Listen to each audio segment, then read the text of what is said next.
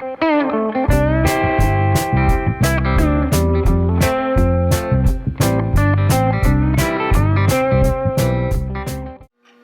guys, Alec Peirce at the ranch, and here I am with another, I hope, an interesting and useful video for you. First of all, let me apologize for my appearance. It is just after Christmas, not quite New Year's, and my dear wife, Diana, who you all know, said, why don't you not shave for a little while? She says I look like Jason Statham.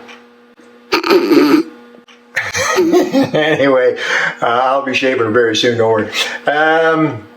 So, we have 3 Husqvarna chainsaws. Now, we have 3 because my dear wife just got one for Christmas. Yeah, Santa Claus gave her a chainsaw for Christmas. That's what every woman wants, right? A chainsaw for Christmas. But anyway, and so she's going to retire her old chainsaw, and I have a nice Husqvarna chainsaw, a 455 Rancher, powerful, great. And so she got this nice new chainsaw for Christmas. It's easy start. And super lightweight and everything. So she's going to retire the old 351 that she's been using for years. It was actually my chainsaw. I bet you I've had this chainsaw, 351, for 20 years. In any event, I'm cleaning it all up, making sure it runs properly. As you know, I do my own engine work and so on, and getting it ready to sell. It'd be a great chainsaw for somebody. There's lots of extras, shortly and cheap. If you use Kijiji at all, go to Kijiji and look for Alec Peirce, and you'll find stuff that I sell on Kijiji.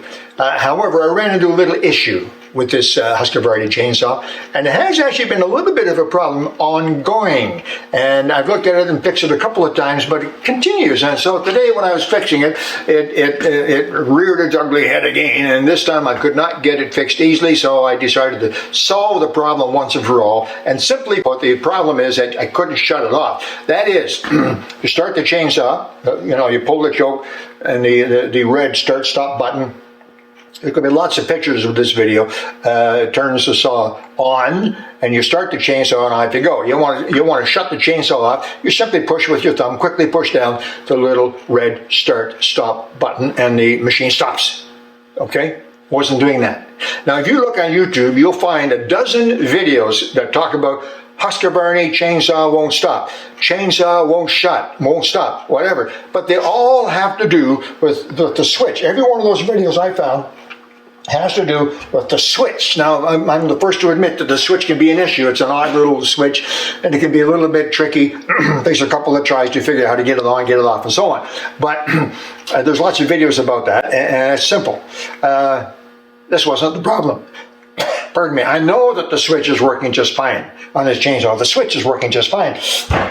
So I had to look elsewhere. And so what I did was I opened up the side of the chainsaw. It's really very simple. I don't know if you're handy or not, but even if you're not handy, 4 screws and you got the side of the chainsaw open and everything's right there. It's very easy. Clean it and put it back together.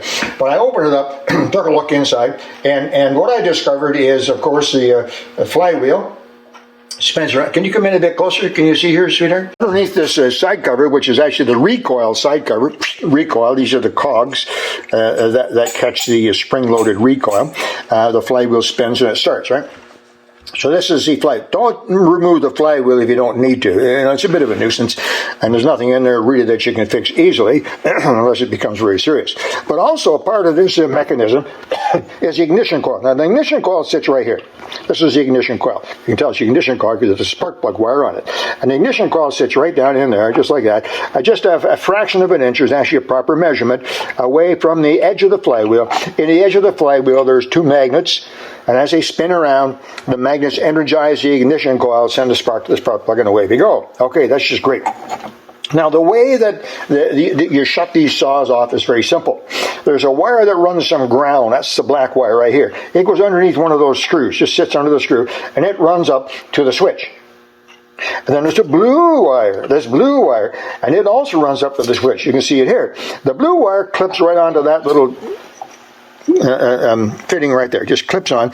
And when you flick the switch to shut the machine off, what happens is you ground, because the black wire is grounded, you ground the blue wire to the ground, to the black wire, and the machine stops. It's just that simple. Okay, so assuming that the switch is working just fine and you're still having a problem, do what I did. Pull this apart. Get this wire out of here. It's very simple. And then check the wire. And that's exactly what I did. I got my trusty old, and when I say old, I mean old. I have some beautiful new digital meters that I use, but I got this great old meter. It's kind of nice because if I'm just trying to check continuity, as an example, I don't have to look at it. I can see at the corner of my eye that, you see, the needle just moved. So the blue wire is working just fine. And I checked the black wire too. Now, when I first checked this, however, I took it out and I checked it, and I put the ohm meter on the blue clip, this end, and the other end on this blue clip, no connection. There was something wrong with the wire. And I checked the wire carefully all the way over. The wire seemed just fine. So I got really, really close, and I checked the clip on the end and the copper wire inside, and in this end and the copper wire. Sure enough, I found that on this end, the inside end, the clip on the end was not attached to the wire. It was attached to it, that is to say, it was hanging on there, but electrically there was no electrical connection. All it was. So, with this particular saw, when I flicked the red switch down, the switch worked just fine. But the blue wire, not being connected, the two ends, didn't short out. Saw didn't stop. So what did I do? Really a very simple fix. I clipped off the old clip. I cleaned up the wire in there, and it was it's copper wire, so it was very dark and crusty. Cleaned it up really, really well. Put a new clip on, soldered it. I'm a big fan of soldered fittings. Soldered it, put it back on there, and now I'm about to put it back together. It's just about that simple. And I'm hoping, and I'll know in just a minute, that this will solve the problem. I'm quite sure it will, because if you ground out that blue wire, the machine stops. It's just that simple. I'm going to put a few pictures in here with captions on them for Kevin to attach, and you'll be able to see exactly what I've done. This is a 351, which is an older, smaller model of Husqvarna, but most of them are the same. My 455 Rancher is almost exactly the same.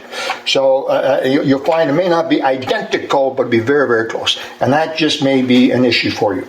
Okay, it's just that simple. A half a dozen screws, take it apart. Don't forget that when you put the ignition coil back in, to check, because these bolts have a little bit of movement in them. Check that the space in there is the right space based on your owner's manual or service manual available online. Put the wire back in, put it all back together, boom, and you fix the problem. Now, someone's going to get a really good saw when they buy this from me. Anyway, that's it. Saw doesn't stop.